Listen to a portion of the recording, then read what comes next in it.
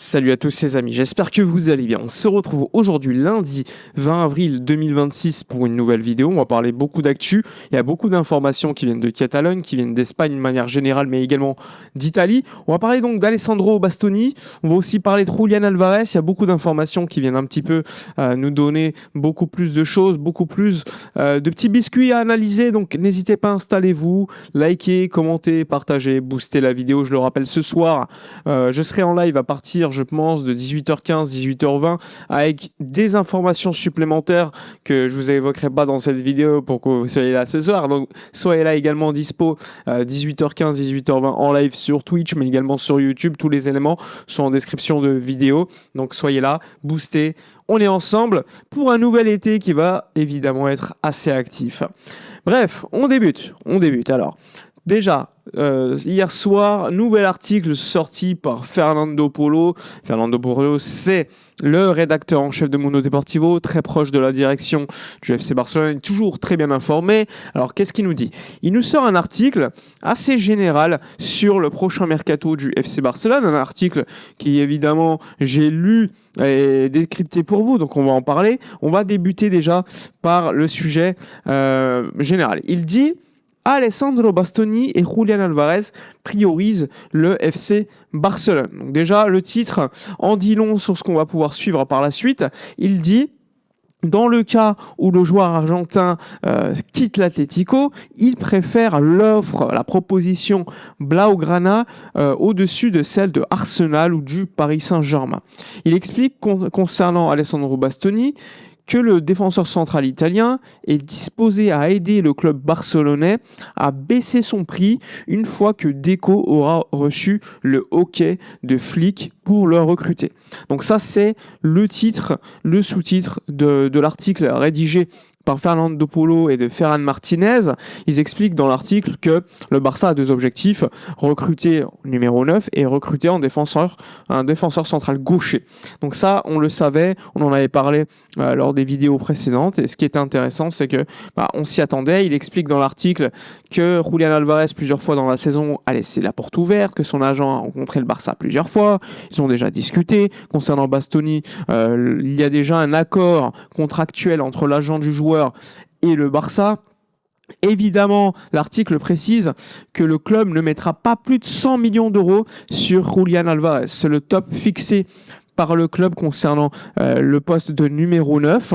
Donc, ils expliquent qu'au niveau des timings, l'Atlético, comme ils sont encore en demi-finale de Ligue des Champions, pour l'instant, évidemment qu'on ne va pas parler directement club à club pour parler de recrues.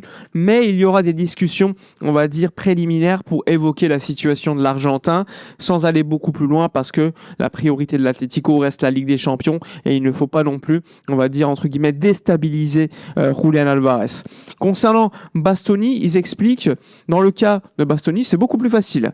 L'Inter de Milan, déjà éliminé en Ligue des Champions, proche du titre en Serie A, eh bien l'Inter est disposé à discuter avec l'Inter lors des prochains jours pour mettre un point d'honneur sur cette négociation et la clôturer. Ils expliquent qu'a priori, l'Inter pourrait demander environ 70 millions d'euros et que Bastoni serait prêt à discuter avec l'Inter pour que ils acceptent un prix inférieur. Il faut savoir que le Barça pourrait, dans le cas où l'Inter est intéressé par des petits jeunes, proposer des joueurs comme Hector Fort. On a vu un article de Sport aussi ce matin qui est sorti qui explique que Rooney Bardghji intéresse. Il y a aussi Aaron Jakubović, le gardien de Andorre prêté par le Barça. Bref, il y a des petits jeunes qui pourraient rentrer également dans le dossier. Mais en gros, pour résumer, le Barça sait que Julián Álvarez priorise son offre en cas de départ. Il y a également le PSG, Chelsea et Arsenal intéressés, mais je vous l'avais dit plusieurs fois lors des vidéos précédentes, Chelsea s'est mis de côté par le joueur. Et ensuite, la priorité, c'est le Barça dans le cas où il part.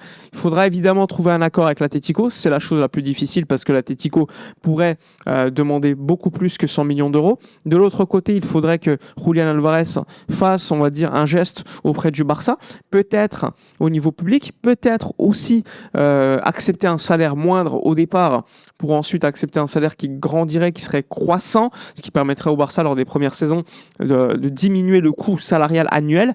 Ça aussi, c'est une possibilité qui est envisagée. En tout cas, on a bien compris. Priorité Alvarez, priorité Bastoni. Pour Bastoni, je vous l'avais dit plusieurs fois, je suis plutôt optimiste sur le fait que le Barça le recrute. Concernant Alvarez, je le vois un peu plus compliqué. Pour autant, c'est pas impossible et tout dépend de l'Atlético. C'est pour ça que je le trouve beaucoup plus compliqué. Parce que du côté de Bastoni, on le sait, l'Inter est vendeur. L'Inter est vendeur, ils vont accepter à mon avis une offre et le joueur veut venir aussi absolument. Il a refusé Liverpool pour absolument se focus sur le Barça. Moi, je ne serais pas surpris avec le contexte qu'il y a en Italie en plus, c'est favorable.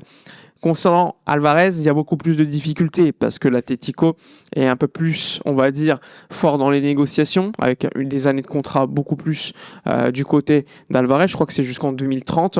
Il y a aussi la situation d'Apollo qui investit beaucoup d'argent et qui veut le prolonger avec un gros salaire.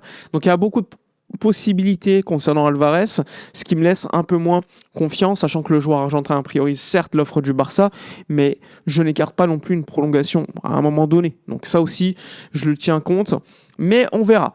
Beaucoup de gens me posent la question, Sofiane, c'est bien gentil ce que tu nous dis, mais est-ce qu'en termes de fair play financier, c'est possible de faire les deux?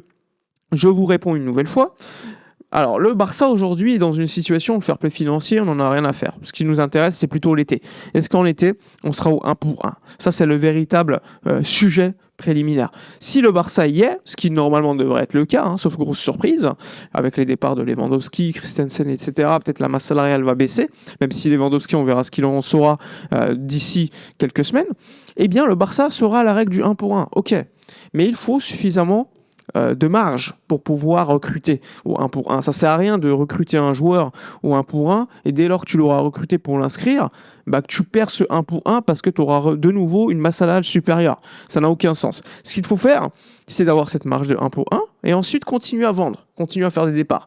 C'est pour ça que moi, je pense que le Barça va d'abord peut-être recruter Bastoni, qui représente à peu près 25-26 millions d'euros de coût annuel.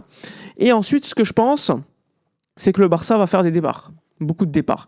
Et en attendant les départs, le Barça serait en pleine négociation pour le 9, quel que soit le nom choisi d'ailleurs. Mais je pense que ça sera ça, qu'il n'y aura pas d'arrivée de 9 tant que la situation de fair play ne sera pas, on va dire, beaucoup plus intéressante en termes de marge, parce que sinon tu ne pourras pas recruter comme tu veux. Donc je pense que le Barça va d'abord recruter un central, faire plein de ventes, faire des départs, des retours de prêt qui devront repartir.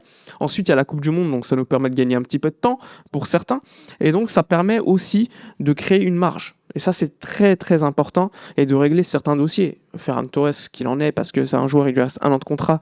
Est-ce que c'est une prolongation ou un départ? Dans tous les cas, prolongation, ça te permet de gagner un petit peu de fair play avec un amortissement beaucoup plus sur le long terme. Et aussi, c'est un départ, c'est une plus-value comptable probable parce qu'il lui reste 9 millions d'euros à amortir. Bref, beaucoup de décisions à prendre lors des prochains jours, prochaines semaines, prochains mois pour Deco et son équipe.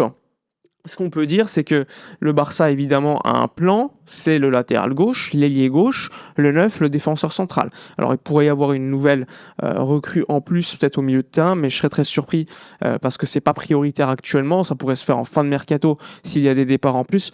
Mais en tout cas, la priorité, ça va être des départs. Que ça soit au milieu de terrain, peut-être Casado, je ne sais pas, des départs comme des mecs qui sont plus au Barça, mais qui pourraient te permettre de gagner de l'argent. Victor Roque, donc Barça, je crois, à 20% à la revente, qui intéresse beaucoup certains clubs. Il y a plein de joueurs comme ça. Donc à voir. En tout cas, la priorité, je vous l'ai dit, c'est de générer du fair play pour avoir une marge suffisamment intéressante pour recruter tantôt un top DC, tantôt un top numéro 9. Pour le défenseur central, je vous l'ai dit, je suis optimiste. Pour le 9, il faudra un départ en plus, je pense, pour créer une marge supplémentaire. Et ensuite, si c'est Alvarez, il faudra vraiment que l'Atlético soit, on va dire, compréhensive et ne refuse pas forcément toutes les offres effectuées par le club du Barça pour accepter une autre offre. Donc ça va être aussi l'un des sujets les plus importants qui sera déterminé lors des prochains jours. En live ce soir, je vous donnerai un peu plus d'infos. Parce que j'en ai, je les donne en avance comme vous le savez sur le canal Discord pour les subs Twitch ou sur Twitter pour les subs Twitter, tout simplement sur Actualité Barça, et ensuite j'en parle publiquement ce soir en live, donc soyez présents. Bref, passez une agréable petite journée, Portez-vous bien, n'oubliez pas, liker, commenter, partager. Et à tout à l'heure. Ciao!